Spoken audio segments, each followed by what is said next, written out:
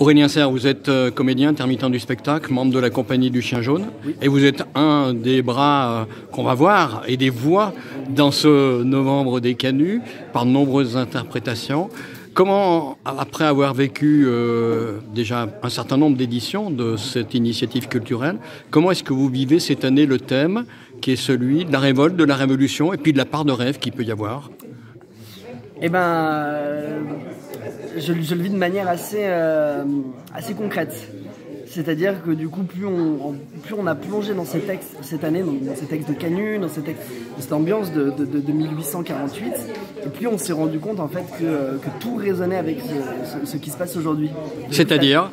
C'est-à-dire c'est ce sentiment de révolte, ce sentiment d'envie de liberté, d'envie d'un système plus juste, plus social, qui du coup se dégage en fait de tous ces tests en 48 contre Louis-Philippe, qui du coup lui ne se rend compte absolument de rien, est en pouvoir, voilà.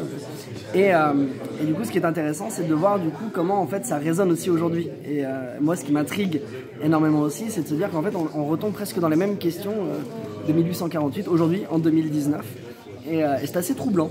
Du coup, pour vous, les questions importantes, c'est quoi, justement, aujourd'hui de cette révolte? Ouais, non, mais aujourd'hui même. Pour aujourd'hui, comment peut-on arriver à faire entendre des voix qui ne sont pas toujours entendues? Comment, en tout cas, aujourd'hui, on a énormément de lanceurs d'alerte, on a énormément de personnes qui... Par exemple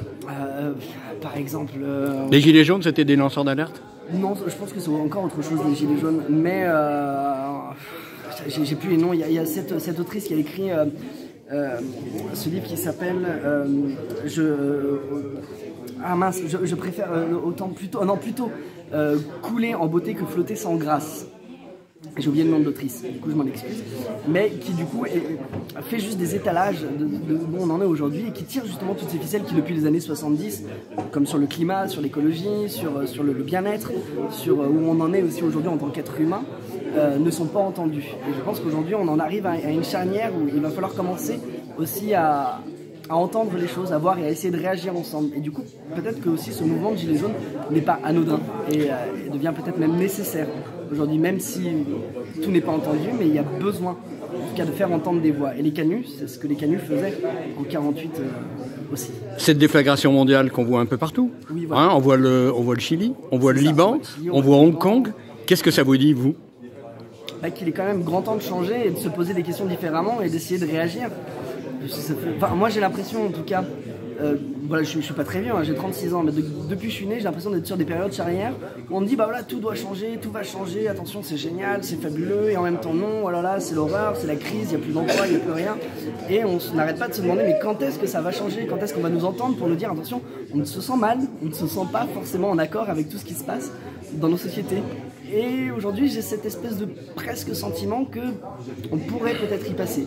Je ne sais pas comment, j'ai pas les clés, je l'avoue. Mais en tout cas, je reste en alerte. Vous l'espérez?